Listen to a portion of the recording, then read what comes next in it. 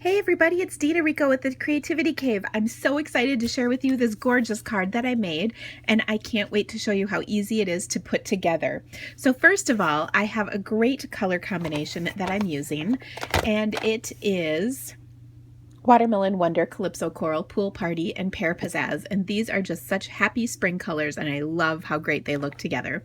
I also used a little bit of black to accent those colors with the newsprint or typeset DSP, and then my little lace border here. So let me show you how I did that. I've got a few cool tricks and tips that I used to put this card together. I'm using the set Grateful Bunch, which is an awesome set, and I think one of the reasons I love it so much is it has a coordinating punch that punches these images out, so you can't go wrong there. And it has a couple of really cute sayings, especially this one that says, "You are totally awesome," because how could that ever lead to anything bad?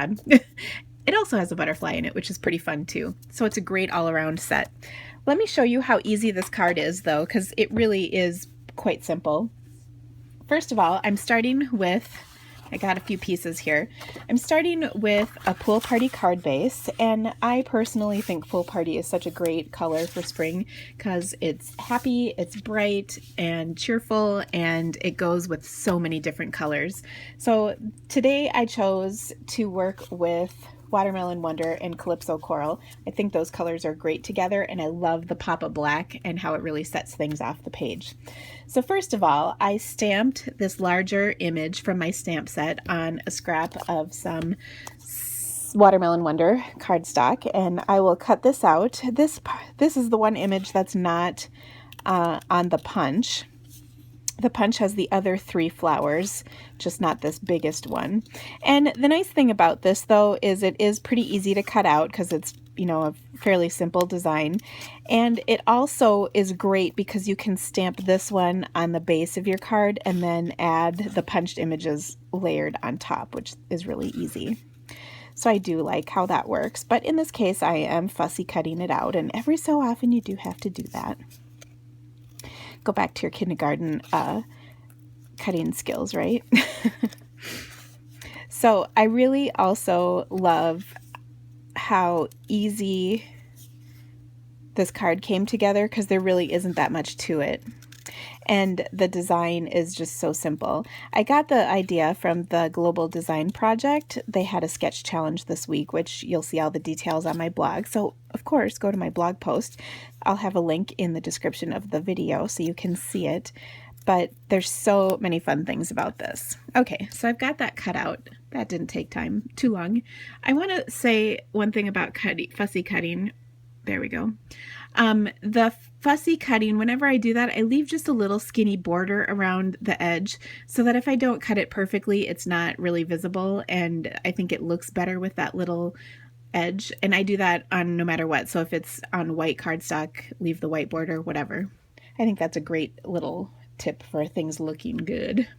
Okay, so to put this together, I'm going to use this piece of typeset DSP, but what I want to do, let me refocus here. There we go. What I want to do is stamp my greeting right over the top, and I love that this is so, the black shows up so nicely on the printed paper. So I'm going to use my archival black, and I am totally grateful right here. Let me grab a block for this. So I'll just pick up my stamp.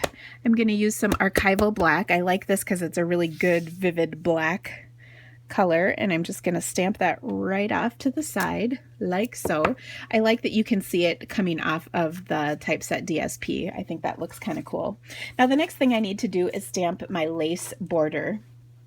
So first of all, if you've seen my videos recently, you know I've been using fun foam. I need to clean off all of my fun foam bits off of my stamp. My bad. But anyway, oh, you know what? I think I'm just going to grab a piece of scrap paper to put underneath here so that I don't ruin my background. Okay, so I'm going to stamp this, and I think I'm just going to have it going off the edge just a touch, like so. And oh, doesn't that look cool? I just love the look of that pretty lace design. Okay, that looks perfect. So I'll take a little fast fuse and adhere it to the top. I love this lace, and I love it in black. I think it's just striking and cool. Okay, then of course I'm going to add my floral images. Now I will be honest, the first version of this that I made, I actually stamped the flower or the leaf images down, and they just weren't vivid enough, so then I glued the leaves right over the top. So I took the leaves and I fussy cut these out too, but that was just the tip of the leaf image. So I'll show you. Here's the leaf. So I just inked that much of it up and stamped. So that was easy. And then I just kind of wrinkled these up a little bit because I think that kind of adds, I think this sort of has a shabby chic look to it. Okay, so I will have these coming out like so under my flower. And then I'm going to do a little bit of the same to my flower. I'm just going to wrinkle it. Did you hear that? I ripped it. Shh, we won't tell anybody. That's the beauty of layering these images, is that I will totally put the punched one over the top and then no one will know. It's okay.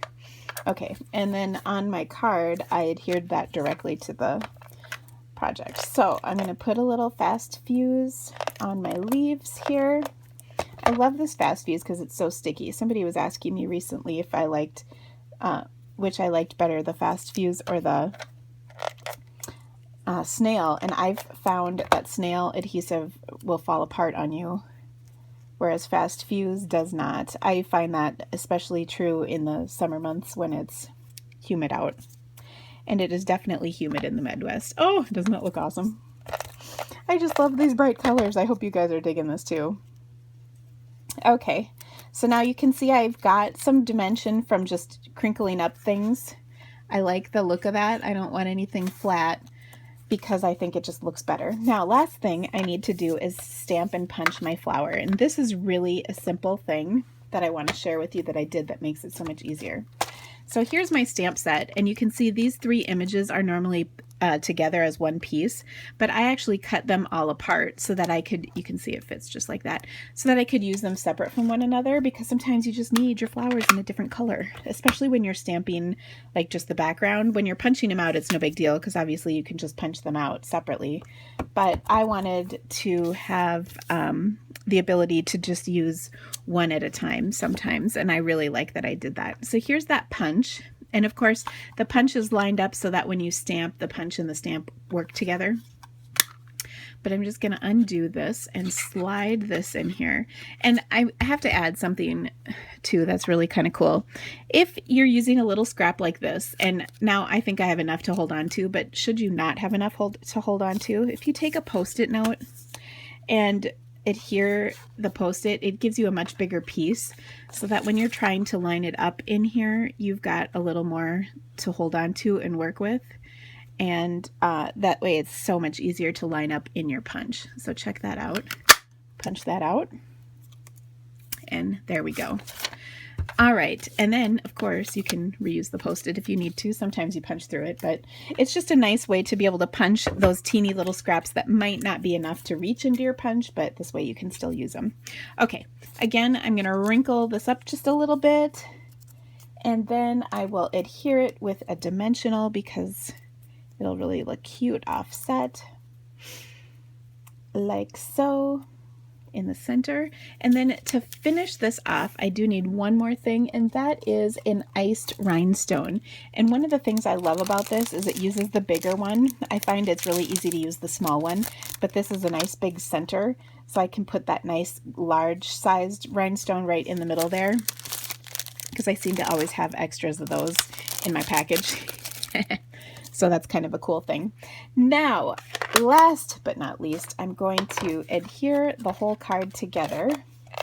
So I will just put some more fast fuse on the back of my card, and I will adhere it to my black layer because I really like how the black layer punches things up, like so, and then onto my pool party card. Now, sometimes I like to put adhesive directly on the card versus the back when I've got a bunch of stuff on here. You just want to make sure you're within the the size of what you're adhering for the card, meaning don't go to the very edge of the card so that your adhesive sticks out. Oh my gosh, sorry I can't talk today. Anyway, I can stamp though, because check out how awesome this card is. Anyway, I hope you liked this. I hope you enjoyed stamping with me today. And please come back because I will have more stuff to share with you. And I want you to check out my blog because you can see close-up pictures of the awesomeness that is this super cute card. Isn't it super cute? Totally. I'll have all the details as well. So remember, when you go to my blog, check out the photos, leave me a comment, and if you would share on your favorite social media platform. I'm trying to see if I can get my camera in the reflection of the rhinestone, but it's not really working.